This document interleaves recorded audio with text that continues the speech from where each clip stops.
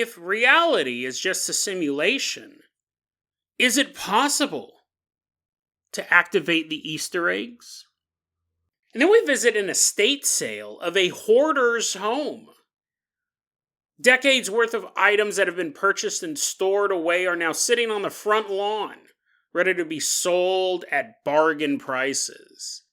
But is it possible that by having a garage sale, you may not only be making a little bit of money, you may be inviting demons into your home? Today on Dead Rabbit Radio.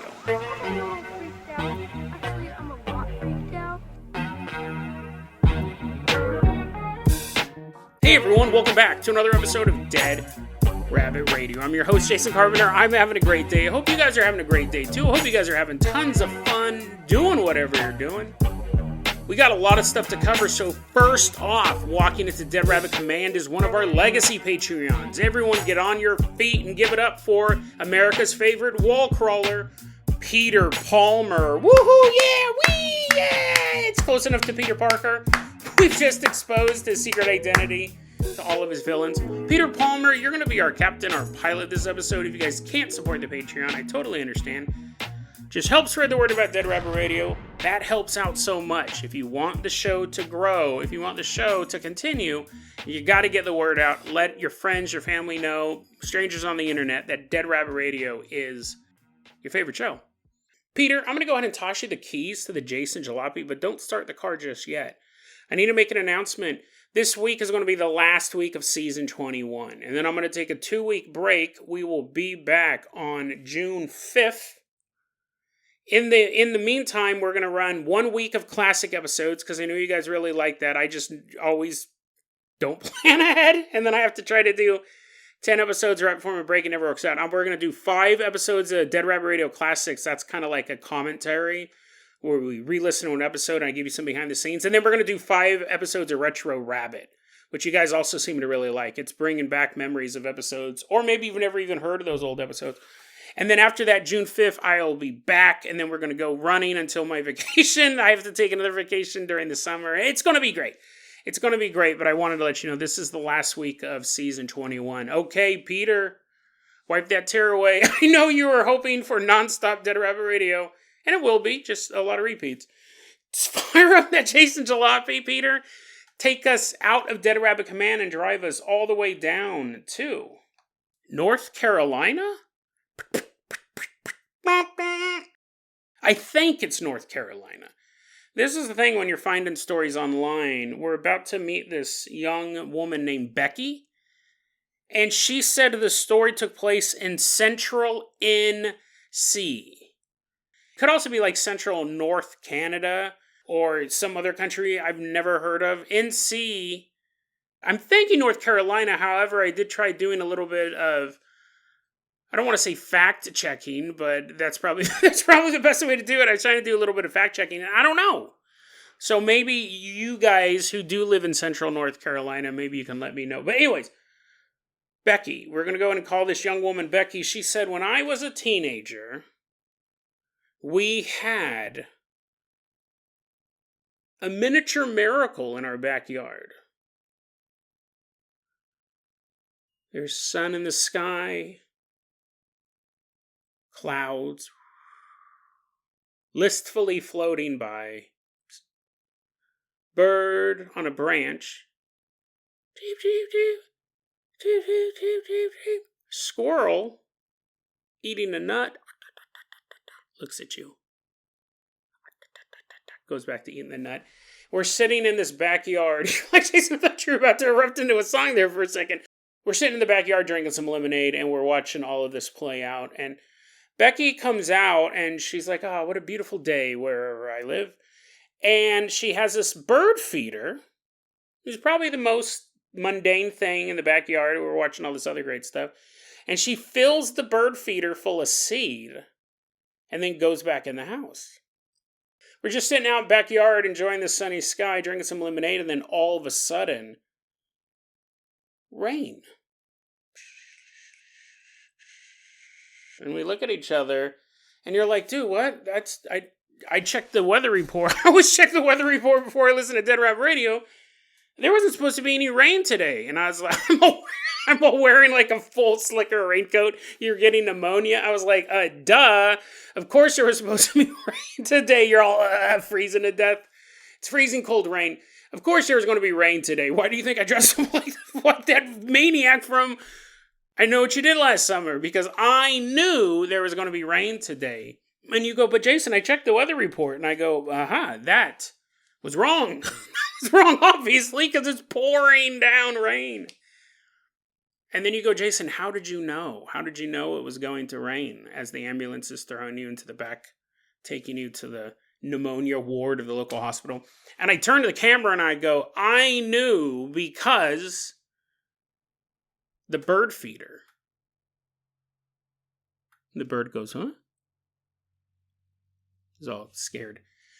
This is a bizarre story. And it's one of my favorite combinations. I love stories that are not just weird, but also incredibly mundane. And that's what we're looking at here with this bird feeder story. Becky posted this online and she said, when I was a teenager, my family had a bird feeder. And we didn't notice it the first couple times that this happened. You wouldn't even consider it. It's so bizarre. She said we had a bird feeder. And every time you filled it up, it would rain. Said we didn't notice it the first few times, but over time, we made the connection. Hey, isn't it weird today we were filled the bird feed? You would sound like such a lunatic broaching this topic, but the family started to notice when they filled the bird feeder, haven't you realized, Dad and Mom, that it starts raining like an hour later? And once they started putting together the coincidence, right? They started doing this thing. Before they would refill the bird feeder, they would check the weather report. And they would make sure that it said, no rain for today. It will not rain. And then they'd put bird seed in. An hour later, it would rain. She said it happened every single time without fail. To the point that they could basically just control the weather. She says one time my boyfriend had to go to work and I wanted him to just stay at home and hang out with me. But I don't know where he worked. I'm assuming construction or road construction or something like that. She said, I'm just going to make it rain and then you'll get the day off. And he's like, well, you're totally insane. What are you talking about? She told him about the bird feeder and he's like, that's nuts. Anyways, he goes to work. She filled the bird feeder up. He comes home because he can't work due to rain. She goes, it wasn't just localized to our house. It was through our area. Becky posted this online. She posted it under the name Alariad92. And she goes, I don't have the bird feeder anymore. She goes, it was a family thing. Okay, so there's a couple questions I have, obviously, about the story, but let's start off with that one. I don't have the bird feeder anymore, she said. If you had a device that was capable of controlling the weather, I don't think you'd throw it away. I don't think that'd be something to be like, oh, we bought a new bird feeder. Maybe this will cause tornadoes. Let's get rid of that old one. We don't need it to rain anymore. It's interesting because I'm not necessarily saying that she's lying. I find that detail a little odd. But it's possible, too, that it just broke. It filled up with water and broke. She said it was a pretty nice bird feeder, but how long is a bird feeder supposed to last unless it's made by like some German architect? He's cobbling away at it with his little hammer and made of wood. I assume what's the lifespan of anything that a bird is constantly digging his talons into while eating out of it? She goes, we don't have the bird feeder anymore. She also, because people started saying, well, maybe it was a coincidence, maybe. And she goes, you would think it was a coincidence. She goes, I live in central NC, where there's not a ton of rain. Normally it doesn't rain. And she goes, and we did test it on days that it wasn't supposed to rain. We would look at the weather report, it'd say it wasn't going to rain, then we'd fill it up. I'm wondering how many times birds were all hungry and they were waiting for a day where they knew it wasn't going to rain, and the bird's like, I just put the seeds in, bro. Just put the seeds in. I'm hungry. I looked up the rainfall, because this is how much I love you guys. I looked up the rainfall of North Carolina, I realized two things pretty quickly. One, I know zero about the geography of North Carolina. It just kept talking about the south of North Carolina and the mountains. And I was like, well, yeah, but I'm looking for the central part. Secondly, I don't know. I don't know any way how to calculate rainfall. It kept saying like, what was it, like 40 inches of rain? I was like, is that a lot? The wettest part of North Carolina is Cedar Mountain. It rains about more than half the year, and it gets about 63 inches of rain each year. I don't know if that's a lot, because that's like less than an inch a day. That's like nothing. I can spit. I can create 63 inches of spit in a year. So I don't know if that's a lot of rain. It does sound like a lot of rain. 5 to 6 feet of rain spread across an entire year. And that's the wettest part of North Carolina. And this story might not even take place in North Carolina. Could be central North Canada. I don't know. What I find really interesting about this is you have this bird feeder that can control the weather. Or that might be a bit of an exaggeration. It can make it rain. It could rain down on you whenever you feed this bird feeder. Is it possible that I'm not a big believer in the simulation theory that reality is just a simulation where all characters in some alien created video game? I don't believe that personally.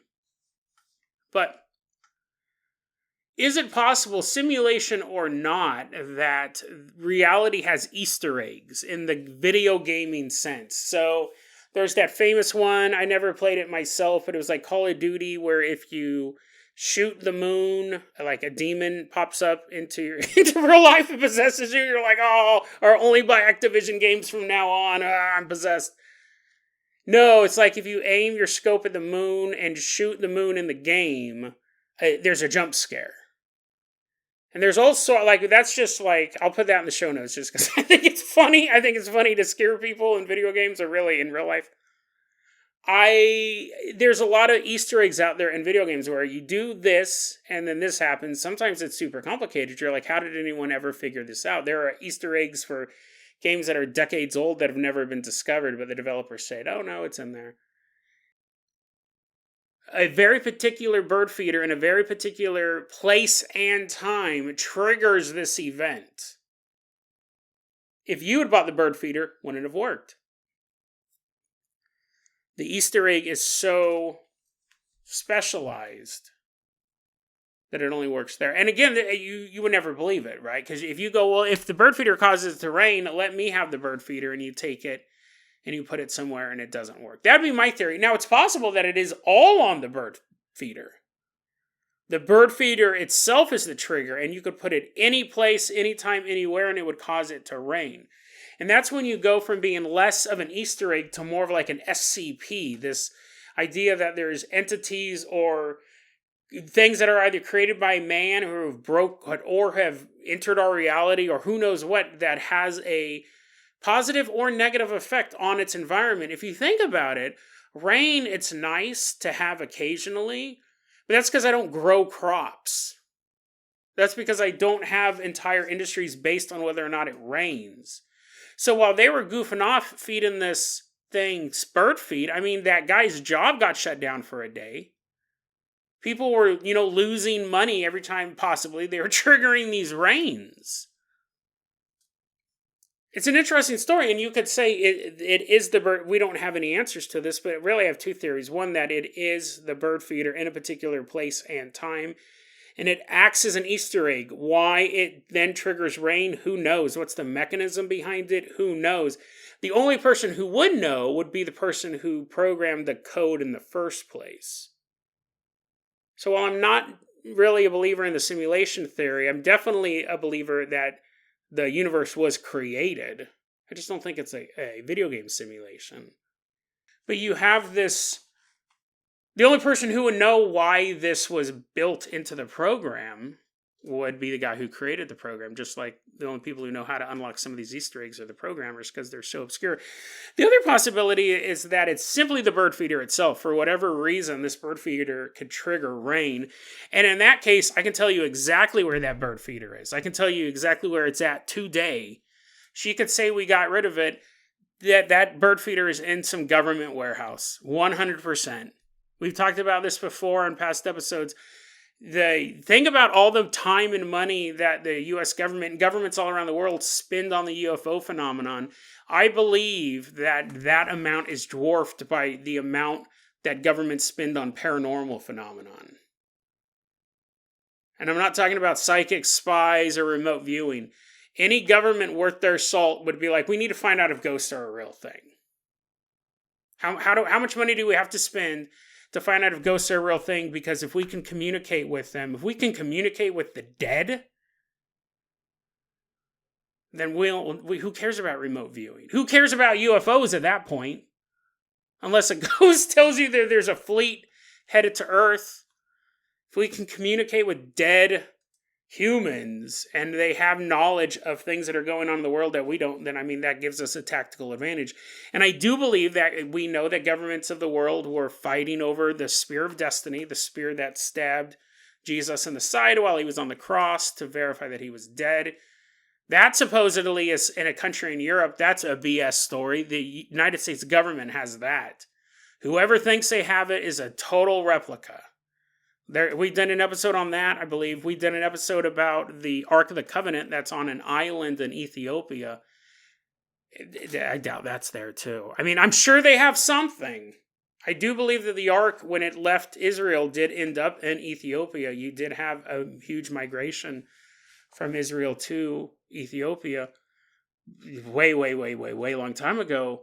I think that's probably been replaced. Now, that would be a little bit harder to get. It is a giant box. It requires 4 people to move. It's on an island that is heavily policed by this monastery. We've done a couple episodes about that. It's really interesting. That'd be harder to get out, but we covered a story about Jesus' foreskin. I mentioned it recently. That went missing. And I guarantee that the Vatican or the U.S. government has that. You would want to control these things. I guarantee you that there is a U.S. organization and definitely hundreds of private organizations, from collectors who just want the most spectacular items possible to other governments trying to accumulate these things. If there was a bird feeder that could control the weather, any agency would want that. If you were getting ready to go attack an Iranian nuclear power facility, right? They're about to fire it up and start enriching that uranium. When's the last time you heard about that, by the way? That's interesting, huh? That dominated the news, and then they don't even talk about it anymore, which makes me think they've already done it. You want to send some commandos in. It's already too late. I just said they had the enriched uranium. But let's say you wanted to send some commandos into a country to do an operation. They have all their gear on, top of the notch, best gear money can buy, with the best soldiers in the world, and one of them is carrying a bird feeder. And they get to the perimeter of where they're about to attack, and they're like, Charlie, no, we're not doing the pencil game. We did that back at base, and we found out, will this operation be a success? And the pencil said yes. They're like, it's go time. Charlie, go ahead and fill that bird feeder up with that bird seed. And he reaches into his back pouch. He has like all these mags full of weapons and a couple of flashbangs and some just regular grenades just for blowing people up after they're blinded. But he reaches past all those and pulls out some bird feed. He starts pouring it in to the bird feeder. What now, Commander? And then he goes, just wait. 1 hour till we attack. What do we do then? The guy's all eating bird feed. Nom, nom, nom, nom, nom. Then it starts raining and they move in under the cover of rain, taking their targets out one by one. There probably is not the greatest tactic. They're like, well, on the one hand, whenever a rainstorm appears, a bunch of our generals and nuclear scientists die. On the other hand, we see a bunch of birds circling. They're like moving in a circle above. Maybe that's where the Americans are. I'm just guessing.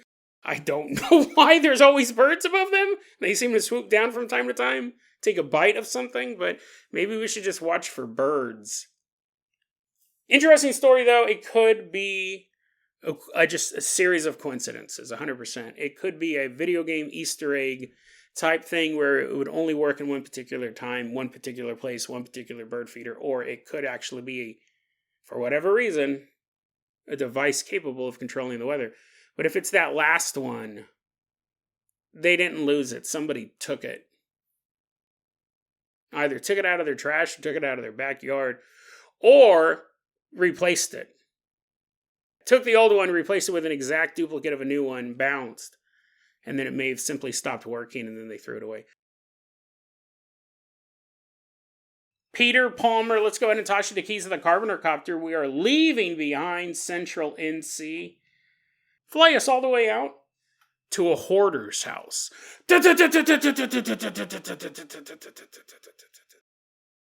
We show up to this hoarder's house, and we're walking around, and it looks pretty nice for a hoarder's home. There's no buckets of feces or half-eaten cans of cat food, at least that we can see. The place has been kind of cleaned up a bit, because there's currently an estate sale going on. That's a fancy word for a garage sale. You got to sell some stuff.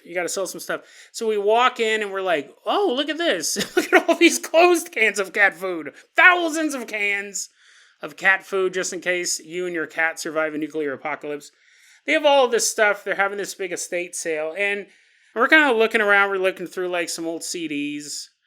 This is a hoarder's house, right? It's like, oh, I have every song Wilson Phillips ever recorded. You're like, what? Wasn't there only one? The only song anyone knows? Hold on. She has every live recording of that.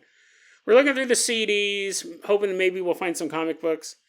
And then we see the two people who are running the estate sale, the hoarder's daughters, Michelle and June.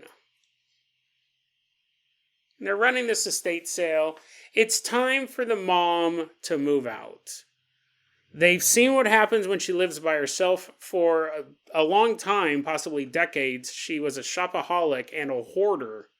She's buying all this stuff, never getting rid of it, buying more stuff. It's an interesting mental illness when you're a hoarder. It's basically like the hunter-gatherer part of your brain just gets stuck. Just in the gathering, you can't get rid of it. I think that's a big appeal to zombie games like Project Zomboid and State of Decay, and even games like Fortnite. It's all about starting with nothing and scavenging stuff, and it does trigger something in your brain, the gatherer part of your brain, going into people's houses, digging through their stuff, taking what's useful to you. It's a very, very huge gameplay loop of huge games right now is just gathering. Minecraft, obviously is a big part of that. Anyways, part of that brain, I wonder if we'll have more hoarders as time goes on, because people are so used to playing video games where it simulates hoarding, and you get a little endorphin rush when you find just the right thing you need, but then you have treasure chests full of a bunch of other stuff back at your base. Anyways, this story is not taking place in Minecraft. This isn't the real life. She's been hoarding all this stuff. The daughters are like, okay, Mom, you have to move.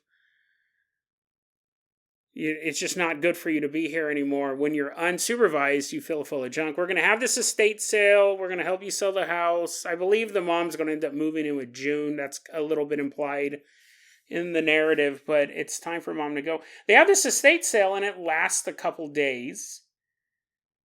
4 days, to be exact. It's a lot of stuff, right? There's a lot of cat food. So it takes 4 days to hold the estate sale, and even after the estate sale, there's still the process of moving Mom out of the house. But after the estate sale is over, Mom falls down the stairs. Whoa! Oh, June! Michelle! Oh, no! And they're like, Mom, what happened? She's like, I fell down the stairs. I'm going to have to buy some stuff. I'm going to have to buy new stairs. They're like, no, Mom, no more buying stuff. It's just sad that you fell. And they take care of her. It wasn't a big fall. She didn't break a bunch of bones or nothing like that. But she did say, this is interesting, she said, I swear I was walking down the stairs and I was holding on to the guardrail and it disappeared. Daughters are like, what? Like, we can look at it. It's right there. And she goes, yeah, I know it's there. I'm trying to tell me I have eyeballs too. But to me, it felt like it disappeared and then reappeared. But it was too late. I was already tumbling downstairs. It could reappear 100 times. It's not going to help me now. She goes, I swear that the railing disappeared and then reappeared. And Michelle said that since that happened, since she fell down the stairs, they've had 2 more stair-related accidents. Where previously there weren't multiple stair accidents in a shorter period of time. I'm sure there was every so often someone missed the stair, but tumbling down the stairs, no. Now they're moving the mom out, and Michelle and her husband are thinking, maybe we should buy the house. Maybe we should buy the house. We'll keep it in the family. Mom can come visit. As long as we check her pockets before she enters. Make sure she's not hoarding anything in. And Michelle and her husband had been talking about buying the house for a while. But ever since the estate sale, Michelle, and again, could be a coincidence like the first story, but she goes, ever since the estate sale, whenever I thought about buying the house, I would get really, really sick to my stomach. If I thought about it, if I talked about it, all of a sudden I would get nauseous. And she mentioned that to her sister. She's talking to June, and she goes, I know that me and my hubby were talking about buying the house, but I don't know, it's weird. Recently, when I think about it, I get nauseous. I get physically ill. And Michelle said that her sister's face kind of lit up when she had mentioned this. June was like, "Are you serious? You're not going to buy the house? Like, I don't know, but every time I think about it, I'm getting sick to my stomach." And that's when June goes, "You're not going to believe this, but I was talking to Mom the other day, and Mom said that she had a premonition. Mom said that I'm afraid that if Michelle and her husband buy the house, something terrible is going to happen to them. I just have this feeling. It's not even a feeling. I know if they buy this house, something dreadful will occur." Now, these are all new feelings. I don't know if the moms had premonitions before, but these are all new. Michelle being sick when she thinks about buying the house, that's post the estate sale. The mom falling down the stairs and saying that the guardrail disappeared, that's post the estate sale, along with the other two stair-related accidents. Michelle getting sick when she thinks about buying the house, that's post the estate sale. And the mom has a theory about all of this. She thinks it's possible that someone who came shopping at the house, shop for stuff, someone who go, "Oh, there's an estate sale," and they went into the home and they were looking around stuff to buy, something dark and evil was attached to this person.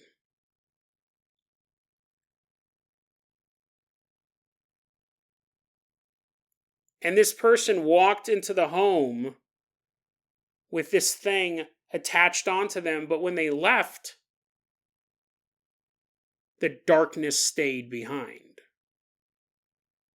The darkness now lives in that house.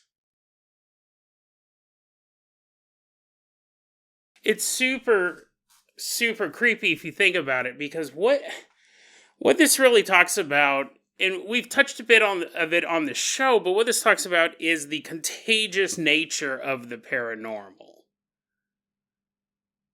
This idea that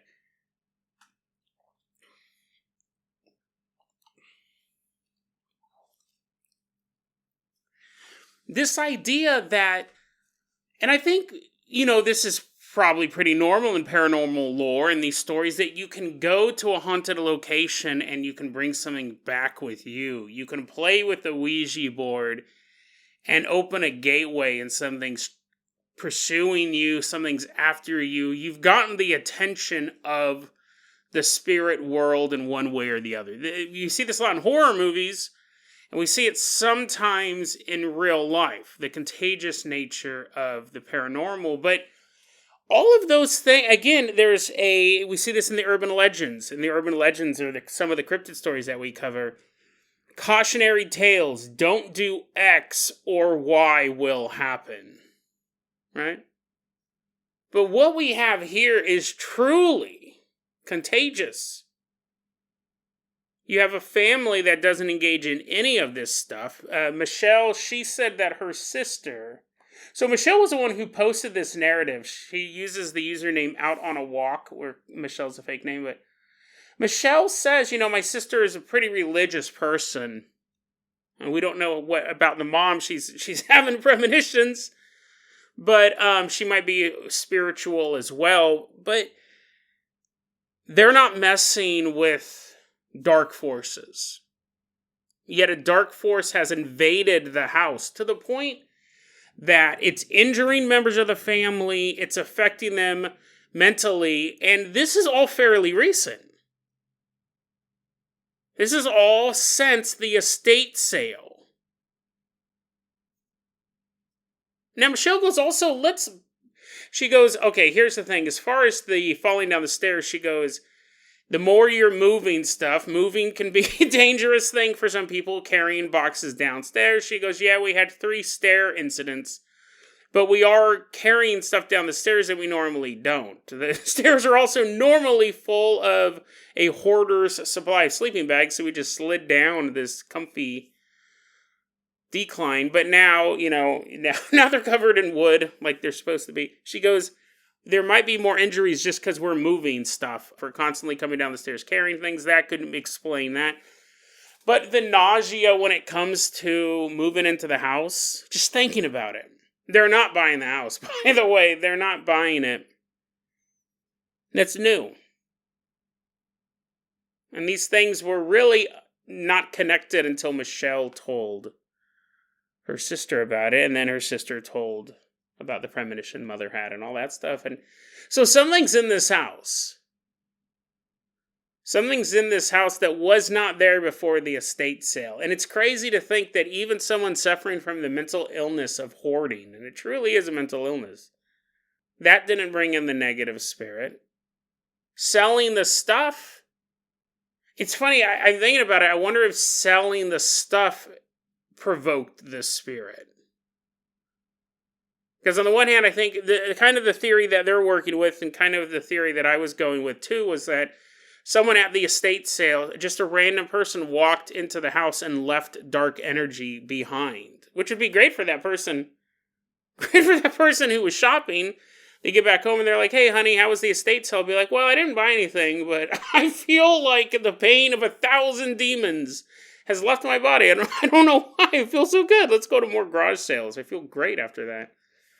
They probably got rid of that negative energy that was plaguing them, but they left it at the house. That's kind of the working theory with this one, which is creepy because we have to interact with other people in our daily lives. We're constantly, unless you're living at home, working at home, your home's underground and nobody knows where it's at, you're coming into contact with other people, and if they are carrying a dark spirit with them and you're just meeting them or hanging out with them in the break room at work, or they're a fellow student at your school or a neighbor, that darkness, that energy that they've got, that they've generated, the darkness that they invited into their lives, can seep off of them into your world. And it's so funny because I've never really, obviously, like we've talked about how the paranormal can get invited into people's lives. Very rarely is it, I was walking down the street and then all of a sudden my life just started to fall to pieces. Well, it's funny I say that because that kind of happened to me. We classified that as a solar plexus clown glider.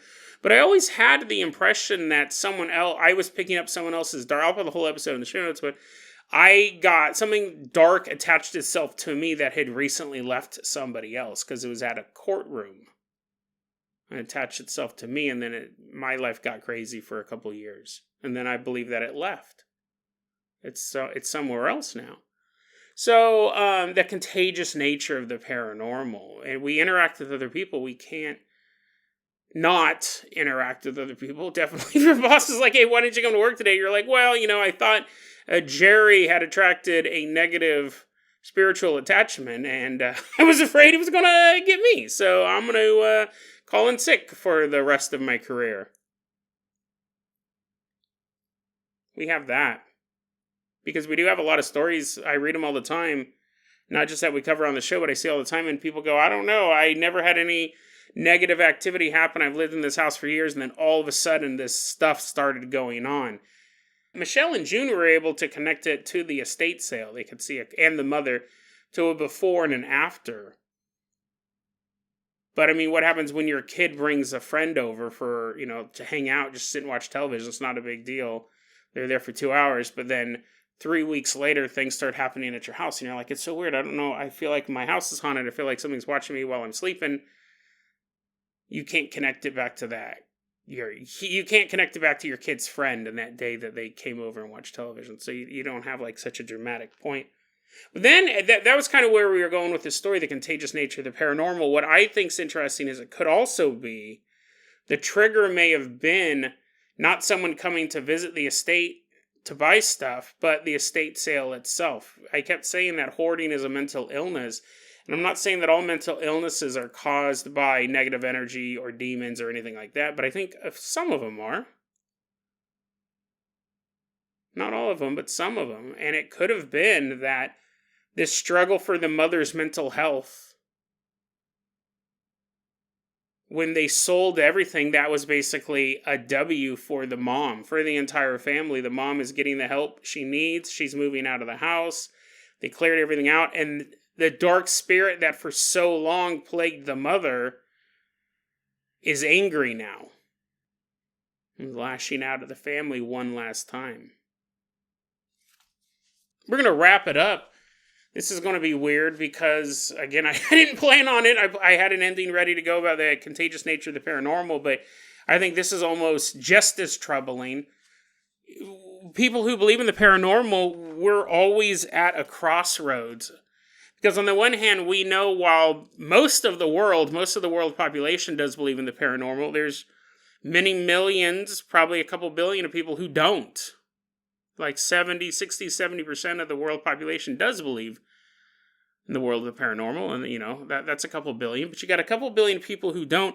We have that colliding with the need to make money or at the very least not to lose money. And the reason why I'm citing both of those is whether it is contagious or it was a dark spirit hiding in this house among all of the garbage, all of the stuff she had bought over the years, and it had actually fueled or exasperated. It could also be that she does have I do think she probably needs help, and hopefully she is getting the help she needs. It sounds like the daughters are taking care of her, but I think you can have a chemical mental illness that is exasperated by demonic forces. You can have both. I think it's super rarely just a demon, but I think there could be people who are suffering from a mental illness that then a demonic entity just makes it worse. Because you already have someone suffering, and that's just going to attract all this dark energy. But your end goal, listen, your end goal in this story, if you're in the family, is to sell the home. And if you think there's a negative energy in that home that's making people fall down the stairs and making people physically ill when they talk about or even think about buying a home, you got to sell the house. You need to get the money for selling that home. That's just the bottom line. So when people come to buy the house, you can't warn them. You get a real estate agent, the real estate agent's like, is there anything I should know about the history of this house? As she's falling down the stairs, Michelle and June have to be like, no, the house is fine. Like, they can't say, well, listen, we think there's a dark energy here. And anyone who buys it may become a hoarder or may die falling down the stairs. Something tragic may happen to them. They can't say anything. I mean, maybe, June, because she's so religious, they may do a blessing. But maybe not. Maybe they won't go that step. Hopefully they do. If they think that there's a dark entity in there, they should at least try to do that. But they can't warn anybody. They can't say, yeah, this house, it's a really nice neighborhood. The schools are great. There's also, we don't know exactly what it is, but there's some sort of evil that has inhabited the house recently. They just have to sell the house. And what they may actually be selling is a house that has a demon in it, that's willing to hurt people physically and mentally. They may try to get rid of it, Hopefully they do. But will they be around long enough to know if the blessing, if the exorcism is successful? No. They got to sell the house.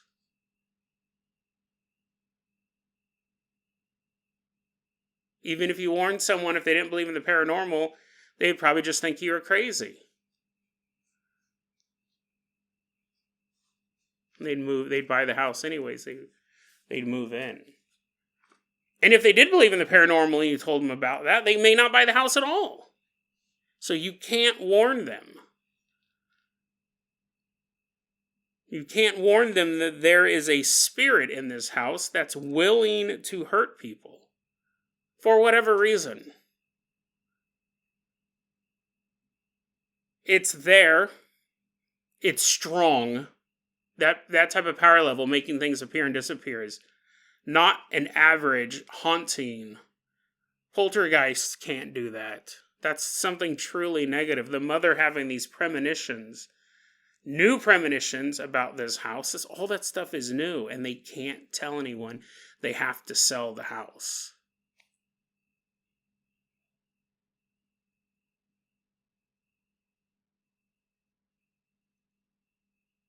So I open it up to you. What would you do?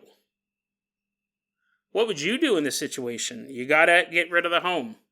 Someone has to buy it. You have to make this money just to make your money back on the house, right? You don't want to just be like, I spent $400,000 on this house and we're just going to eat it. We're not going to make any money off of it.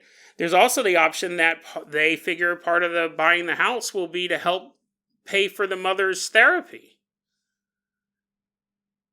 Or just the mother getting older, pay for medical bills. You're presented with this case. You can sell this house as is, water damage and demonic entities included. What would you do? Do you sell the house? You have to sell the house, so that's not an option. You have to sell the house. The question is, do you warn the prospective buyer? Or do you say nothing and go, oh, maybe it's just a coincidence. Maybe it's just nothing. You don't want to look like an idiot. You don't want to be ridiculed. You don't want to sabotage the sale. But what do you do?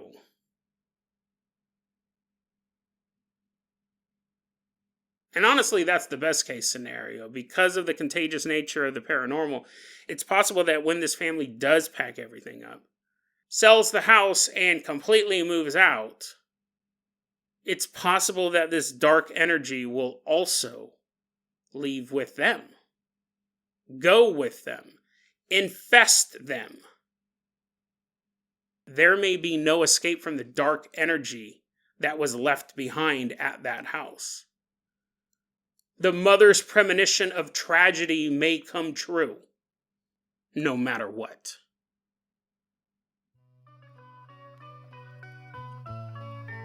DeadRabbitRadio@gmail.com is going to be our email address. You can also hit us up at Facebook.com/DeadRabbitRadio. TikTok is at DeadRabbitRadio.